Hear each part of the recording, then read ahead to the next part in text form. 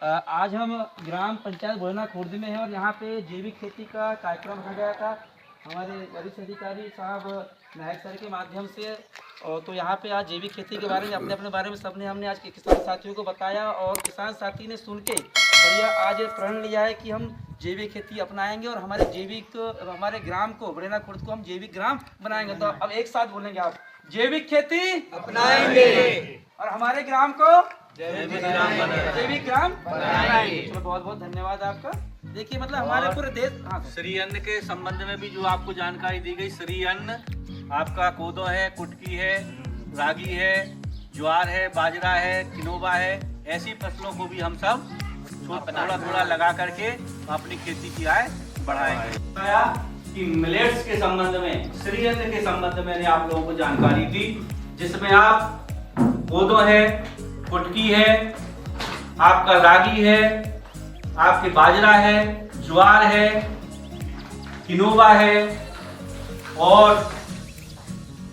मक्का भी उसी में आता है। मक्का की तो बहुत अधिक फसल होने लगी है।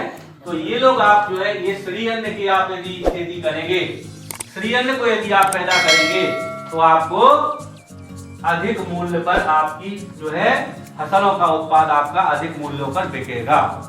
ठीक है, मैंने जैसा आपको बताया अभी कि आप यदि चाहते हो पार्ले जी का जो बिस्कुट 5 रुपए का आता है, कुटकी का बिस्कुट वो 150 रुपए का आता है। बड़े बड़े लोग अब उसी को ढूंढ रहे हैं। बड़े बड़े जो लोग हैं वो केवल जैविक देख रहे हैं, प्राकृतिक देख रहे हैं और उनको पैसे से कोई मतलब नहीं है। पैसा चाहे कितना ही लग जाए, लेकिन वो श्री अन्न, कोदो का चावल, कुटकी का चावल ये खा रहे हैं, इनकी खीर खा रहे हैं, इनकी खिचड़ी खा रहे हैं बना करके। और कैंसर हुआ आपका, बीपी हुआ आपका, शुगर हुआ आपका, इस सब से वो जो है छुटकारा पा रहे हैं। अब एक आटा आ रहा है, आप लोगों ने नाम सुने होंगे, नवरत्न आटा। नवरत्न आटा आपने सुने होंगे। नवरत्न में यही 9 प्रकार की बीज मिलाए गए हैं।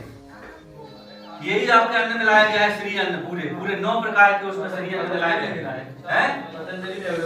पतंजलि ने भी बनाया है, कोई छिंदवाड़ा में बना रहा है, कोई छिंदवाड़ा में एक फैक्ट्री चालू हुई है, नवरत्न आटा आ रहा है। उसमें यही 9 प्रकार के जो है धान मिला करके ये और उसको अभी बना करके आटा बना करके उसको आपको दे रहे हैं। 50 से 60 रुपया किलो, 60 रुपया या 50 रुपया किलो पड़ता है वो आटा। वो लाए थे यहाँ पर सिवनी में जो लगा था मेला, उसमें लाए थे। क्यों रंग डाली जी? हाँ सर, वो भी एफपीओ है सर। वो भी एफपीओ है। एफपीओ यानी किसानों की संस्था कहलाती है, किसानों के द्वारा बनाया जा रहा है। हाँ। कोई कंपनी नहीं है, वो किसानों के द्वारा, किसानों के द्वारा ही उसको खरीद करके उसको बना करके, एक रागी है आपकी, ये सब मिला करके उसमें कोदो, कुटकी, बाजरा, ज्वार, मक्का ये सब मिला करके। एक और कंगनी होती है, कंगनी आपने सुने हो क्या? कंगनी नहीं सुने होगे, कंगनी यहाँ नहीं होती है। कंगनी भी एक छोटा ऐसी दाना होता है, एक चीना होता है। चीना सुने हो? चीना नहीं सुने होगे। चीना भी ऐसा पीला टाइप का कुटकी जैसे दाना होता है, पीला टाइप होता है, चीना कहते हैं उसको। हमने बने खाया चीना की रोटी, हमारे पहले बहुत होता था उधर। पहले क्या करते थे, जब मेहमान आते थे अपने यहाँ पर, थोड़ा आपस में बात नहीं करें, आप जब अपन जो है कोई मेहमान आते थे तो क्या करते थे, आज जीरा शंकर का चावल बनाओ कहते थे ना। हर किसान के यहाँ पर जीरा शंकर मिलता था और जब मेहमान आते थे तो जीरा शंकर का चावल और जीरा शंकर की खीर बनाते थे। कोदों की रोटी, कोदों की या कोदों का चावल या कोदो कुटकी का चावल नहीं खिलाते थे। बोले अरे नहीं, समधी आए हैं, बोले तो ये वाला जो है कोदो कुटकी आज मत बनाना, इसकी रोटी या वो खीर करके कुछ नहीं बनाना, चावल नहीं बनाना, उसका रोकते थे। आज जब बड़े बड़े समधी आ रहे हैं, बड़े बड़े रिश्तेदार आ रहे हैं, प्रधानमंत्री आ रहे हैं, दूसरे देश के राष्ट्रपति आ रहे हैं, तो वही बनाई जा रही है। अब कहते हैं गेहूं की रोटी मत बनाना, चावल मत बनाना, कहते हैं धान का चावल। अब क्या बनाना, कोदो का चावल बनाना, कुटकी का चावल बनाना, रागी की रोटी बनाना, ये सब चल रहा है। तो ये श्री अन्न के ऊपर ध्यान दिया जा रहा है कि श्री अन्न हमारा किसान उगाए और उसको अधिक दाम में बेचे और आमदनी बढ़ाए अपनी। ठीक है, इसके ऊपर चर्चा हुई आपकी। खरीफ में मैंने पूरा आपको बता दिया अभी, कैसे खरीफ में अपनी धान की फसल हम लगाएंगे, मक्का की फसल कैसे लगाएंगे हम। धान का रकबा हमारे यहाँ बहुत बढ़ रहा है, निरंतर बढ़ रहा है। सिंचाई के भी साधन हमारे यहाँ पे बढ़ रहे हैं। पहले की अपेक्षा बहुत से सिंचाई के साधन हो गए हैं। हमारा किसान आज रबी में भी हमने पूरी चर्चा की आपसे, खरीफ में आपको हमने अरहर की धारवाड़ पद्धति बताया कैसे लगाना चाहिए, रबी में भी हमने सरसों की पद्धति बताया आपको कैसे लगाना चाहिए, गेहूं के संबंध में चर्चा हुई अपनी, और चना के संबंध में चर्चा हुई।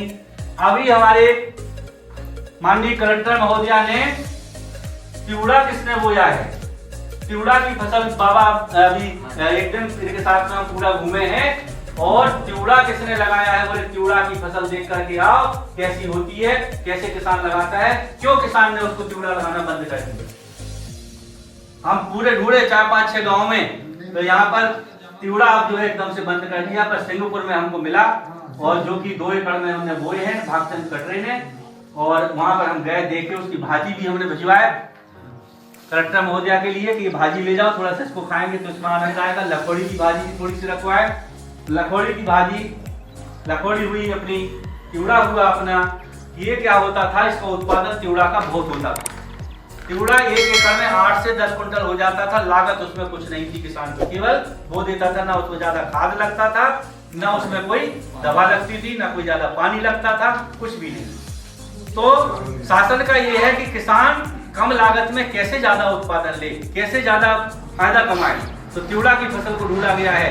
अभी पता लगा है कि 1 कुंटल की बोनी कल्याणपुर से श्याम सिंह बिसेन जी ने भी किए हैं, तिवड़ा लगाए हमने। मैंने पूरे ब्लॉक में पता लगाया तो मुश्किल से मुझे 10 किसान मिले कि जिनने तिवड़ा लगाए। तिवड़ा आज किसानों ने बंद कर दिए हैं। तो ऐसी फसलों का चयन करें हम जिसमें हमको लागत कम लगे। और एक तो दलहनी फसलें हैं, वो दलहनी फसल में क्या है कि हमारी जमीन भी सुरक्षित रहती है और लागत भी कम लगती है, उत्पादन अधिक मिलता है, फायदा भी हमको अधिक होता है। रबी की भी चर्चा हो गई, मूंग की, उड़द की, जायद की भी चर्चा हो गई आपकी। प्राकृतिक खेती के संबंध में मैंने जीवामृत, धन जीवामृत आपका, बीजामृत आपका, आच्छादन और बापसा, इस सब के ऊपर आप चर्चा हो गई है। आपको मैंने सब बता दिया हूँ पद्धति सब, और आप लोग चाहेंगे तो और मैं विस्तार से इसको और बता दूंगा। इसमें भी चर्चा हो गई, जैविक के ऊपर आपकी चर्चा हो गई, वर्मी कंपोस्ट कैसे तैयार करें। आज हम टाका वाका नहीं बना सकते, टाका हमने बहुत बनवाया पहले, पर टाका में गर्मी पड़ने से केंचुए मर जाते हैं, सुरक्षित नहीं रह पाते। तो हमारे रामडाली जी उसमें एक पिट बना रहे हैं उसका, प्लास्टिक का, उसको आप बनवा सकते हैं। उसकी लागत के बारे में बताएंगे अभी आपको। उससे आप जो है वर्मी कंपोस्ट तैयार कर सकते हैं, मटका खाद आप बना सकते हैं। 10 पर्णी काढ़ा के बारे में मैंने आपको बता दिया। बरवी बांस भी निकलता है, टानिक है जो, उसके बारे में बता दिया, और विस्तृत भी बताएंगे। ये सब अपनी चर्चाएं हुई हैं अभी। आप इनको सबको नोट करें, जहां पर आपको समझ में ना आए वो हमको आप पूछ सकते हैं बराबर। आपके गांव में आपके नए कृषि विस्तार अधिकारी आए हैं, अभी बहुत से लोग इनसे परिचित नहीं होंगे। हैं इनसे परिचित कोई क्या? अभी नहीं होंगे आप जो, हाँ। तो ये क्या है, आते रहते हैं, मिलते रहते हैं, अपना परिचय दो। सभी किसान भाइयों को मेरा नमस्कार। मैं आपके क्षेत्र में नए कृषि विस्तार अधिकारी के रूप में पदस्थ हूँ, और यूरिया डीएपी का उपयोग नहीं करते। 1980 के बाद ही आया, 1980 के बाद ही आया है ना। जब हमको रासायनिक खाद का उपयोग करना सिखाया, कृषि विभाग, अन्य विभाग भी रहे, क्यों? क्योंकि हरित क्रांति अनाज का उत्पादन बढ़ाने के लिए, क्योंकि सरकार के सामने एक विकल्प था, कैसे अनाज का उत्पादन ज्यादा किया जाए, क्योंकि जनसंख्या बढ़ रही थी, लोग अनाज से मर रहे थे, अनाज नहीं मिल रहा था। हरित क्रांति चलाया गया, हमें जिस मापदंड में खाद डालने के लिए कहा गया, वो मापदंड में खाद किसी ने भी नहीं डाला। क्यों? अब सीखे कहां से? हमारे गांव के पटेल लोग बाहर गए, जैसी ऐसी कार्यशाला लगी, उसमें चर्चा हुई, बोलने के पटेल साहब बोले हमने जो एक प्रोडक्ट लाया, ये खाद है, इसका नाम यूरिया है, इसको बोले खेती में ऐसा डालते हैं, इतना डालते हैं, बोले इसका कलर बदल जाता है, प्लस एक उत्पादन भी अच्छा होता है। चर्चा किया हमने, पटेल लोगों ने डाला, गरीब किसान लोगों ने नहीं डाला। किसान लोगों ने अधिक तो ऐसा ही सिर्फ बड़े लोगों की देखा देखी, उन्हें देखे कि देखो भाई हमने जो खेत डाला है ना ये हमारे गाँव का में, बोले वो एक 25 किलो यूरिया लाए थे हमने, वो डाला, इसका कलर ऐसा। अब दूसरे किसान ने भी देखा, पड़ोसी, भैया यार हमारे यहाँ पटेल साहब ने लाया था और लेके कहना चाहिए इसका उत्पादन ऐसा हुआ। उनने भी देखा देखी। तो उस समय क्या हुआ था 80 में, मुझे याद है, मैं ज्यादा 7-8 साल का था। उस समय में मेरे पिताजी वगैरह ने मोहल्ले के 10 किसान ने कहना चाहिए 1 कुंटल ले आए, 100 किलो की एक बोरी होती थी उस समय। अमोनियम सल्फेट यूरिया कहीं यूरिया नाम आता था, लेकिन उस समय में 10 किसानों ने 10-10 किलो बांटा था। आज वही 10 किलो वाले हम किसान कम डाला था, अच्छा लगा तो ले जाते। हमें उससे बचना है। उसके लिए हमने, हमारे कृषि विकास विस्तार अधिकारी ने आपको बहुत सी चीजें समझाया, शायद हम भी नहीं समझा पाएंगे। जितनी चीजें बताया उनका अनुभव बहुत है। हम तो छोटे छोटे से तब से मैंने गुरु जी को देख रहे हैं, वो हर क्योंकि हमसे बहुत ज्यादा जानते हैं, हम तो सिर्फ एक नाम मात्र के हैं, फिर भी हम आपको गुरुजी की तरह, जैसे मान लो अन्य जो जामवंत के साथ में अन्य जो वानर थे उसकी तरह कहना चाहिए, आपके साथ सहयोग करने के लिए तैयार। अपने पास 2 एकड़ है तो 5 किलो की जगह में आप अनाज उत्पादन करेंगे, रासायनिक खाद, जैविक खाद का, उससे अनाज उत्पादन करेंगे, वो अपने भरण पोषण के लिए करेंगे। धीरे धीरे उसका उत्पादन जब बढ़ाएंगे आप जैविक खाद डाल के, तो आपको लगेगा जैसे यूरिया का उपयोग कर रहे थे ना, उसको कम करते हुए चलना है। नहीं तो आने वाला समय, जैसे आज हमने नर्मदापुरम का नाम बताया, वैसे आपको हमारे सिवनी जिले का भी नाम आएगा। इसीलिए हर किसानों को सचेत होना है भाई, दूसरों के लिए नहीं, अपने लिए। ठीक है, औषधताएं की चीजें आज अपने को लगता है कि अपन जैविक खाद डालेंगे तो उत्पादन कम होगा, कितना कम होगा। आज जो विधि बनने की अपनाई जा रही है, पहले भी आपको मालूम होगा, घोड़े इनको दबाते थे, पूरा मिट्टी से ढाक देते थे, पानी चला देते थे, सड़ जाता था, खाद तैयार होता था, पूरा मुरमुरा खाद तैयार होता था। उस चीज को भूल गए हम। क्यों भूल गए? हमारे घर में गाय नहीं है, हमारे घर में बैल नहीं है, ट्रैक्टर से चल रहा है हमारा काम।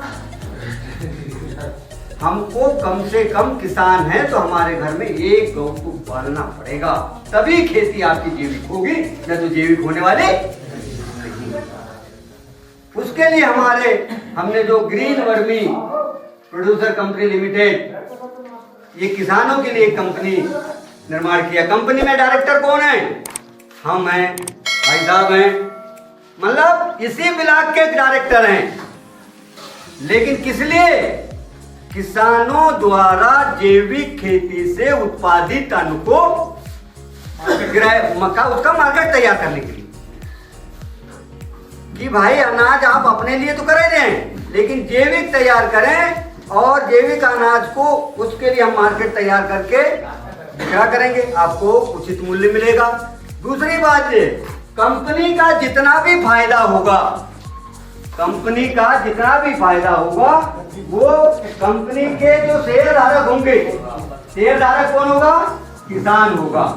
उसकी सदस्यता शुल्क 100 रुपए से लेकर 2000 रुपए तक, न्यूनतम 100 रुपए है, अधिकतम 2000 से ज्यादा रुपए नहीं। तो क्या होता है कि गांव का पटेल कहता है कि मैं 1 लाख दूंगा, वो फिर अपनी बफूती चलाएगा। इसीलिए बफूती नहीं चलाना, सिर्फ 100 रुपए से 2000 रुपए तक सदस्यता। आप शेयर धारक बने सबसे पहले आपके क्षेत्र में। शेयर धारक का क्या होगा? मान लो जिसका 2000 रुपए जमा है और कंपनी का 50,000 रुपए वाला फायदा हुआ, 50,000 का 15% 7,500 रुपया, 7,500 रुपए में यदि आपका 2,000 रुपया जमा है तो 2,000 का 15%, 15 दूनी 30 रुपए किसको जाएगा? किसान को जाएगा। ये किसान के लिए, और किसान के द्वारा जैविक खाद से उत्पादित अनाज जो रेट तय होगा वो रेट किसान को मिलेगा। यहां बिचौलियों की बिल्कुल जरूरत नहीं पड़ेगी।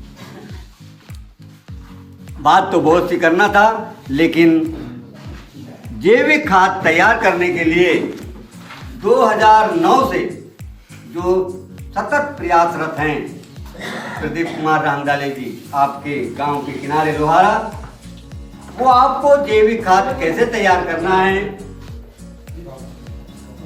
क्या विधि है, उसके बारे में आपको विस्तार से जानकारी देंगे।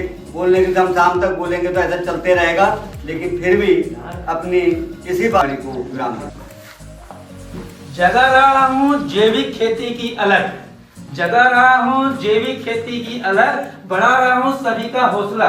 मैं प्रदीप कुमार ग्राम लोहारा बरघाट से हमारे इस पौधे कुटकी और जैविक खेती प्रशिक्षण कार्यक्रम में आप सभी का हार्दिक स्वागत करता हूं, आप सभी का हार्दिक अभिनंदन करता हूं। जैसे हम सब जानते हैं कि हमारा जो देश है वो कृषि प्रधान देश है और हमारे कृषि से ही हमारी जो अर्थव्यवस्था घर से लेके शहर से लेके पूरे देश तक कैसे सही होती है, वो कृषि से होती है। तो उसी कृषि को और अच्छी बनाने के लिए हमने कुछ प्रयास किया था, पर वो रासायनिक का प्रयास था, जिसके कारण आज हम फेल हो गए रासायनिक की वजह से। रासायनिक खाद की वजह से इतनी ज्यादा खेती की लागत बढ़ गई है, इतना खेती की लागत बढ़ गई है कि अंतिम में आप पूरा उसका बुरा भाग करते हैं तो लगता है कि हमें ज्यादा आय नहीं हुई है। वो तो हो ही रहा है। जैसे कि हमारे बगल साहब ने बताया कि नर्मदापुरम होशंगाबाद का सर्वे किया गया तो वहाँ सबसे ज्यादा कैंसर पाया। कैंसर किसको? खाने वाले को नहीं, खाद फेंकने वाले को, यानी किसान को। क्योंकि पंप कहाँ रखते हैं? यहाँ, और इस पे ये चालू रहता है। अब बताइए, हम उत्पादन आपको बहुत सारा दिखा, अंतिम में क्या हो रहा है? हमारे अगर कोई घर का मेंबर अगर ऐसा हो जाता है, कैसा लगता है हमें? हमारे नींद, चैन, खाना सब खत्म हो जाता है ना। तो ऐसी खेती क्यों करे जिससे कि हमारा चैन सब कुछ बेकार हो जाए? थोड़ा सा लगा आपको उत्पादन अच्छा लगा, तो उसका क्या असर हुआ कि आज पंजाब में कैंसर ट्रेन चालू हो गई। इसलिए हमने जब ये काम शुरू किया तो ये वाला जैविक खेती वाला, तो हमने सबसे पहले एक विषय बनाया। कोई भी जानते हैं, आप सबने पढ़ा है, पढ़ते हैं तो एक पार्ट का नाम रहता है, कोई बुक में एक पार्ट का नाम रहता है, उसका हमने नाम दिया, ये देखिए विषय, जैविक खेती क्या, क्यों और कैसे, ये नाम दिया उसका। जैविक खेती क्या है? जैविक खेती, जैविक खेती वह खेती कहलाती है जिसमें हम रासायनिक खाद, रासायनिक टॉनिक और रासायनिक कीटनाशक का उपयोग ना करें, वो जैविक खेती कहलाती है। आज बताइए, हाथ खड़ा करें, कौन कौन ऐसा कर रहा है यहाँ पे? बताइए, अब इधर पीछे आ जाओ। आप खड़ा किए हैं, आप कुछ कर रहे हैं जैविक खेती में? नहीं। देखिए, मतलब हमारे लगभग गांव से इतने हमारे किसान साथी आए हैं। बताइए, हम अन्नदाता के रूप में जाने जाते हैं। आज देखिए, अन्नदाता होके भी हम अन्न की रक्षा नहीं कर पा रहे हैं। अन्न उत्पादन कर रहे हैं तो किस रूप में कर रहे हैं? जहर के रूप में कर रहे हैं। लेकिन उसी अन्न को हम भी खा रहे हैं, हमारे बच्चे भी खा रहे हैं। खाने के खाने टोटल रासायनिक। बताइए, अभी एक भी नहीं कर रहे हैं। बताइए, क्योंकि इसी प्रयास को मैं आज से नहीं 2009 से कर रहा हूँ। आपके यहाँ पटेल साहब रामजल जी के यहाँ भी किया हूँ मैं, यहाँ पे इस गाँव में, और वो जो पटवारी साहब बन गए आपके यहाँ टेमरे जी, उनके यहाँ भी किया था आपके गाँव में मैंने। विमल रामडाले जी, उनके यहाँ किया था, और टेमरे जी जो पटवारी बन गए, उनके यहाँ किया था। उसमें पटवारी जिसको मैंने किया था। लंबे समय से काम करते आ रहा हूँ मैं, बहुत पहले से आने। आज से ये प्रयास है मेरा कि आप जैविक खेती करें, तो आपको समझ आएगा जैविक खेती क्या है। समझ गए आप? अब जैविक खेती क्या है तो हो गया। अब क्यों करना चाहिए? क्यों करना चाहिए? जो आपको बताया, सर ने भी बताया, हमारे बगल साहब ने बताया, हमने बताया कि नर्मदापुरम का क्या किया गया, सर्वे किया गया, पंजाब का किया गया, क्या पाया गया? कैंसर से पीड़ित ट्रेन चालू हो गई। इतने कैंसर वाले हो गए कि ट्रेन चालू कर दी बठिंडा से बीकानेर। जैसे हम कहते हैं ना, पहले हमारे पेंचोली चालू थी भोपाल के लिए, वहां जाकर पूछते हैं सर पेंचोली ट्रेन कब आ रही है, वहां पूछते हैं सर कैंसर ट्रेन कब आ रही है, ऐसा पूछते हैं हमारे। यानी इतना फेमस ट्रेन, बताइए, कैंसर ट्रेन। ये कंडीशन है। हम नहीं चाहते कि हमारे शिवनी में भी ऐसा हो। बालाघाट में हो, मध्य प्रदेश में मतलब अपन अलग कर रहे हैं। जैसे अपना पंजाब एक राज्य था, वहां ऐसा हो गया। हम नहीं चाहते कि पंजाब की तरह हमारा मध्य प्रदेश भी हो। पंजाब को देख के हरियाणा सीख रहा, बल्कि हरियाणा काफी जैविक में आ गया है। जैसे हमारे मध्य प्रदेश राज्य है, वैसे हमारे देश का एक राज्य है, उसका राज्य सिक्किम। सिक्किम आज 100% जैविक हो गया, जैविक राज्य हो गया। बताइए कैसे हुआ? पूरा 100% जैविक हो गया। रासायनिक खाद का उपयोग वहां नहीं होता। 300 रुपए किलो टमाटर बिकता है वहां पे। 300 रुपए, बड़े मॉल, बड़े बड़े बाहर के विदेश को आके वहां दुकान खोल रहे हैं, बड़ी बड़ी वहां। और वहां पे जब वहां टमाटर लेने आते हैं ना, तो कम से कम 4 से 5 कार से आते हैं, बड़े बड़े लोग आते हैं, क्योंकि वहां चीज अच्छी मिल रही है। बताइए, सिक्किम नाम है। आप सर मोबाइल सर्च कर लेंगे, सबके पास मोबाइल एंड्रॉइड हो गया है, सर्च कर लेंगे उसके बारे में कि सिक्किम ऐसा राज्य है जहां एक भी रासायनिक खाद का उपयोग नहीं होता, जो 100% जैविक है। अब जैविक कैसे बना हम बताएं सीधी बात आपको। उसके लिए हम कहते हैं जैसे कि एक प्रकार से कुछ अमल ऐसे हैं नशीले की बंद करो, सरकार बंद की, सरकार से नहीं होता, हमारे से होता है। उन्होंने गांव के बाहर जहां उनकी सीमा होती, गांव के हिसाब से सीमा कहां चालू होगी, पिंडरी चालू हो गई। पिंडरी पे उन्होंने क्या लगा दिया अपना एक, क्या बोलते हैं अपन, नाका, नाका बोलते हैं ना, जहां चेकिंग होती है, वन विभाग की जो चेकिंग होती है, क्या बोलते हैं उसको, नाका, चेक पोस्ट। हाँ, चेक पोस्ट को सही बोले, वहां लगा दिए। अब वहां गाड़ी आई, बराबर गाड़ी में चेक होता है कि वो सही में किसान यहाँ से खेती में डालने के लिए रासायनिक खाद तो ले जा रहे हैं, बराबर चेक होती है। उसके बाद गाड़ी वहां से पार होती है। अगर धोखे से अगर पकड़े जाते हैं 3 महीने की सजा है और 1 लाख का जुर्माना है, जब जाके वो आज सिक्किम पूरा 100% जैविक राज्य बना। हमारे ऐसा कर सकते हैं हमारे? तो ये विषय था आपका क्यों वाला, ये जो है क्यों वाला, ये जैविक खेती क्या बताया आपको मैंने, दूसरा क्यों करना चाहिए मतलब बता रहा हूँ, क्योंकि क्या आप तो लंबा टाइम से बैठे होंगे, विस्तार से नहीं बता रहा, मैं कुछ कम में बता रहा हूँ ताकि आपका भी समय बचे, है ना क्या। हाँ, अब कैसे करना चाहिए, अब कहाँ जाएंगे इसकी जैविक खेती करना था हमको, तो जैविक खेती लगातार मैं जैविक खेती जब से आया, आप भी जैविक खेती बोले, आप भी जैविक खेती बोले, सब जैविक खेती बोले, सब बताया इसके बारे में, है ना। तो जैविक खेती कैसे करना चाहिए जिससे कि हमें कम पैसा लगे, कम लागत लगे और हमारी खेती भी अच्छी हो जाएगी उससे, और खेती जो अन्न पकेगा, वहां का अन्न खाएंगे तो उससे हमारा शरीर जो है बहुत अच्छा रहेगा। जैसे कि बहुत साल पहले आप देखोगे जो ज्यादा बुजुर्ग दादा होंगे वो बताएंगे कि हमारे घर का कोई मेंबर बीमार हो जाता था तो घर का जो बुजुर्ग व्यक्ति है वो जंगल जाए, जहां भी जाए वहां जड़ी बूटी लाए, ठोक पीट के खिला दे बच्चे को, बच्चा ठीक। सही बात है कि नहीं? जो बुजुर्ग दादा होंगे बताएंगे इसके बारे में। पहले एक दुबराज धान होती थी, दुबराज धान अगर मोहल्ले में बन जाए पूरे मोहल्ले पर सेंट जाए, जीरा शंकर बन जाए सेंट जाती थी, कहाँ गई सभी? तो इसी बोलूंगा आपको, मतलब जो भोजन का स्वाद है चले गया है, भोजन का स्वाद चले गया है, उससे क्या बिगड़ता है हमारा शरीर का स्वाद। इसलिए कहा गया है जब से चले गया है भोजन का स्वाद, जब से चले गया है भोजन का स्वाद, जब से बिगड़ गया हमारे शरीर का स्वास्थ्य। बात सही कि नहीं? धनिया पत्ती देखिए, धनिया पत्ती अगर अपने घर की है, घर की धनिया पत्ती को ऐसा हाथ से निचोड़ते हैं, कहाँ डालते हैं हम सब्जी में, घर की है लेकिन बिल्कुल तो यहाँ तक कि धुलने के बाद में उसकी सेंट नहीं जाती। और वही आप मार्केट से लाइए वो रासायनिक वाला, कितने डाल रहे हैं आप, कोई फर्क नहीं पड़ता, कोई सेंट नहीं आती, लगता है बिल्कुल कोई मतलब नहीं। यानी जो भोजन का स्वाद था वो चले गया है, जिससे कारण आज तरह तरह की बीमारियों का हमें सामना करना पड़ रहा है। इन सबको देखते हुए हम क्या काम करेंगे, अब कैसे करना चाहिए। तो सबसे पहले हम सब जानते हैं कि जैविक खेती के लिए, क्योंकि पशुपालन ही जैविक खेती का आधार है, इसलिए अगर आपको जैविक खेती करना है तो आपको पशुपालन करना पड़ेगा, चाहे 1 करोड़ चाहे 2 करोड़ पर करना पड़ेगा। क्योंकि हम देख रहे हैं कि जिनके 10 था उनके 1 ही बचा है। हमारे गांव में तो गाय की भी नहीं है, गौ खत्म हो गई। 6 गाय मारने वाले आप क्या बगैर दिए 15 उनके पास में, और उनका कहना है कि मैं दूध के लिए गाय नहीं पालूंगा, मवेशी भी पालूंगा, गोबर की भी पालूंगा। बताइए जी। तो ये चीजें हैं। तो हम जो पशुपालन करते हैं, पशुपालन करने से क्या होता है कि बहुत सारा गोबर खाद कचरा निकलता है। अब यही जो कचरा निकलता है इसको कहाँ जाकर फेंकते हैं? हमारे घर के आजू बाजू या रोड के इस तरफ उस तरफ, किसी भी गांव में जाएंगे रोड के इस तरफ या इस तरफ क्या मिलते हैं? कूड़े। कहाँ जाकर फेंकते हैं हम लोग? कूड़े में। ये नहीं, बिल्कुल बिल्कुल देखो ढक बन जाता है ऐसा। तो ढक का इस्तेमाल कब करते हैं हम लोग? आखती आई, हमने पूजा पाठ किए और ले जाके फिर ट्रैक्टर से बैलगाड़ी से ले जाके फेंक देते हैं। उसके बाद क्या होता है, वो 1 महीना तो उसी पड़ा रहता है। अब 1 महीना उसी पड़ा रहता है, धूप पड़ेगी, धूप में पूरा सूख गया, जितने उसके जीवाणु थे खत्म हो गए। दूसरा क्या होता है कि मान लो हल्की फुल्की पैर आ गई तो बहुत से लोग तो चले गए, क्या चलने के लिए मवेशी उनने खा गए। बाद में क्या तूफान आया, तूफान में कुछ मटिया कहते हैं अपन, उड़ा के यहाँ से वहां ले गए। यानी आपका बहुत सा खाद वैसी आपका ये हो गया, बना ही नहीं। और दूसरा क्या होता है कि जहां जहां आपका खाद आप फेंकते हैं वहीं वहीं देखना आप सबसे ज्यादा कचरा उगता है। अब घोड़े का खाद फेंक रहे हैं आप, सबसे ज्यादा कचरा वहां उगता है जहां हम केचुआ अपना घर का गोबर खाद फेंकते हैं। पक्का ही खरपतवार घोड़े का तो फेंकते हैं, पक्का है ना? तो ये होता है। तो हम लोग दूसरी चाहते हैं कि उस धूड़े को आटा चीज को डायरेक्ट ना फेंकते हुए हम घर में पहले एक टाका बनाएंगे। टाका आप कई प्रकार से बना सकते हैं, बहुत जगह सीमेंट के बने हैं, सबके बने हैं, और सबसे अच्छा प्लास्टिक का होता है। ये नहीं कि मैं उसमें काम करके अच्छा बोल रहा हूँ, जिसमें मैं आज 2009 से आज तक करते आ रहा हूँ, जो आप क्या भी किया था, मुझे रामनाथ जी क्या भी किया था, मेरे वहाँ पे गाँव में भी किए उसमें काम।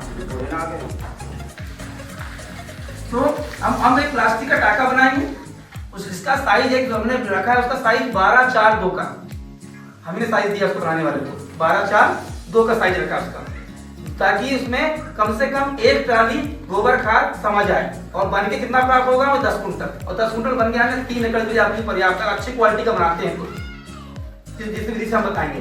तो पहले हमने टाका बना लिया, कितने का, 12x2 का साइज कर लिया, ऊपर छाया बनाना बहुत अनिवार्य है उसके ऊपर, ठीक है, ये कर लिए। उसमें क्या काम करेंगे हम लोग, हम जो पशुपालन करते हैं, इसके अलावा जो फसलों का जो अवशेष निकलता है, जिसको अधिकतर किसान जला देते हैं, उसको भी नहीं जलाना है। जलाने से जमीन में जितने जीव खत्म हो जाते हैं, उसको भी इकट्ठा कराओ, घर में लाके रखो, उसको भी छड़ाओ, जो भाई साहब ने बताया वर्मी कंपोस्ट छड़ाओ उसको बढ़िया। छड़ने के बाद कहाँ डालो, टाके में डाल दो उसको भी। तो हम टाका बनाएंगे, टाका को हम भरेंगे 4 परतों में भरेंगे, 4 परतों में। पहली परत काय की भरेंगे, केवल कचरा से, कचरा चाहे सूखा हो चाहे गीला हो, पर कचरा हो। तो हम 2 फीट को 4 भागों में बांटेंगे, यानी आधा फीट। आधा फीट पहले क्या भरेंगे, कचरा भर दिए, फिर आधा उसके बाद पानी देंगे, फिर आधा फीट भर दिए क्या, गोबर खाद कचरा जो घोड़े वाला, फिर पानी दे दिए, फिर घोड़े का भरेंगे आधा फीट, फिर पानी दे दिए, फिर घोड़े का आधा फीट, यानी पूरा कितना हो गया, 2 फीट। ये अपना 2 फीट हो गया, पूछा हो गया ना, पूरा हो गया। और प्रत्येक परत में आपको पानी देना है, नहीं देंगे तो खाद बराबर आपकी नहीं बनेगी, जैसे क्वालिटी हमें चाहिए। ये हो गया। उसके बाद हम फिर भराने के बाद सुबह शाम 3 दिन पानी देंगे। 3 दिन पानी देने के बाद हम उसमें 4 किलो केचुए डाल देंगे। इस केचुए का नाम है आइसटीनिया फुकीडा, उसको डाल दिया हमने। उसको डालने के बाद हम डालेंगे उसमें 3 लीटर मही छाछ, 3 लीटर मही को 15 लीटर पानी में घोल बना के हम डाल देंगे। उसके बाद जो सुतली वाला बोरा होता है, उसको फट्टी बना के हम उस पर ढक देंगे। उसके बाद आपको सप्ताह में 2 या 3 बार पानी देना। कितना पानी, मात्र ऊपर जो फट्टी ढाके हैं उसे गीली करना है, बस एक बाल्टी 30 दिन तक। 30 दिन बाद में पानी देना आप बंद कर दो, देखेंगे बिल्कुल चाय पत्ती की तरह खाद बन गई।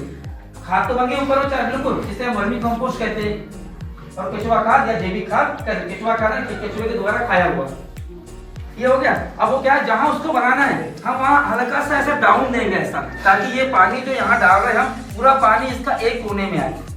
इसका जो पानी है पूरा एक कोने में आए, और जहाँ कोने में आएगा वहां एक लगा देंगे हम कवेलू सीट, अपने बालाघाटी कवेलू होता है ना, वो लगा देंगे तो उसको, उसी के बाजू में लगा देंगे बाल्टी या मड़का, वो उसमें इकट्ठा होते रहेगा। उसे कहा जाता है वर्मी वाश कहा जाता है। वर्मी यानी केचुआ, वाश यानी पसीना, केचुए का पसीना, जो क्या काम करता है, पौधे के लिए टॉनिक का काम करता है। क्योंकि आपने देखे होंगे यहाँ पे लिखा हुआ, देखिए वर्मी कंपोस्ट यानी केचुआ खाद, दूसरा वर्मी वाश। क्योंकि जैविक खेती के लिए हमें खाद भी चाहिए, टॉनिक भी चाहिए, समय समय पे अगर कोई रोग लग जाए तो क्या चाहिए, कीटनाशक भी चाहिए। ये लगिए वो भी बताएंगे इसके बारे में भी, जो सर ने पहले बता चुके हैं, फिर डॉक्टर से बताऊंगा भी आपको मैं। तो आपका 2 बन गया, क्या बन गया, केचुआ खाद बन गया, दूसरा क्या बन गया, टॉनिक। टॉनिक को जो है वर्मी वाश को आपको, जो आपका 15 लीटर का पंप होता है, उसमें आपको 250 ml, सीधी भाषा में 1 पाव कह सकते हैं, 1 पाव प्रति पंप डाल के आप स्प्रे कर सकते हैं। अभी कहीं मत जाइए, कभी आपके पास टाइम हो तो आप कोनार जाएंगे, कोनार में वहाँ पे नाम है उनका टेकेश्वर रहन डाले, उन्हें गेहूं लगाएं, उन्हें खाद तो डाले वाला, मात्र इसका 3 बार स्प्रे कर दिए। या गेहूं देखिए, भैया बोले मैं कई सालों से खेती कर रहा हूँ गेहूं की, तो इतना अच्छा मेरा गेहूं कभी नहीं देखा। यानी बीच में देखो एक भी जगह आपको खुली नहीं मिलेगी, यानी इतना अच्छा बना गेहूं, देख लें गेहूं। उनके हमारे 2 बेड लगे वर्मी कंपोस्ट के, प्लास्टिक वाले, ये कंडीशन है। अब बता वही दवा के लिए आप कहीं जाए कितने की मिलेगी आपको। यानी हमें खेती ऐसी करना है कि, मतलब सीधी बात यह है, हमें खेती रेडीमेड नहीं करना है। रेडीमेड क्या होती है, एक जैसे शर्ट है, रेडीमेड क्या होती है, तुरंत गए दुकान आपने, तुरंत रेडीमेड हो गई है। और सिलाना है तो पहले तो कपड़ा लेंगे आप, फिर दर्जी के पास जाएंगे, दर्जी नाप लेगा आपका, उसके बाद बोलेगा भैया 5 दिन का समय लूंगा, उसके बाद आपको सिल के दूंगा। खेती हमको ऐसी करना है, इसमें थोड़ा टाइम लगेगा, पर अच्छा मजबूती काय में आएगी, रेडीमेड में क्या सिलाई वाले में, सिलाई वाले में आएगी ना। वैसे खेती है, खेती को रेडीमेड नहीं करना है हमको, कि गया फट से पीछे पकड़ के लाए, खाद फेंक दिया, हो गया, कहाँ क्या करना, नहीं हमें नहीं, थोड़ी मेहनत करना पड़ेगा, ऐसा है। तो आपका 2 चीज बन गया, केचुआ खाद बन गया, वर्मी वाश बन गया, क्योंकि खेती के लिए खाद चाहिए, उसके बढ़ाव पर टॉनिक चाहिए। और मान लो आपने देखा होगा कि महीना 1.5 महीना होता है कोई ना कोई रोग लगना ही है। कहीं फसल पीली हो रही है, कहीं टमाटर लगा, टमाटर में छेदा ही हो रहा है, ये हो रहा है सब। तो जब तक देखना कोई भी किसान, हम भी किसान है, कोई भी किसान की एक ऐसी आदत ही है कि जब तक पत्ती कटेगी नहीं, फल में छेद होगा नहीं, जब तक वो दुकान तक दौड़ नहीं लगाते। अरे यार छेद में भैया लग गई भैया, दौड़ोगा पड़ से, यहाँ में 10 से 15% फसल की क्षति होने के बाद ही वो स्प्रे करते हैं। ये पक्का रहता है, सभी किसान का ये नियम है, हर किसान का नियम है। हमें वैसा नहीं करना है। हम कहते हैं हम जब घर पे दवा बनाएंगे, कोई रोग लगे ना लगे, हमें स्प्रे करना है, बात खत्म। कोई रोग लगे अथवा ना लगे, तो चलो उसके बारे में बताऊंगा, इसके बारे में आपको जैविक कीटनाशक के बारे में। हमें इसे बनाने के लिए बहुत आसान विधि है। ऐसी पत्तियां, ऐसे पौधों की पत्तियों को चयन करना है जिनको बकरी या पशु नहीं खाते हैं।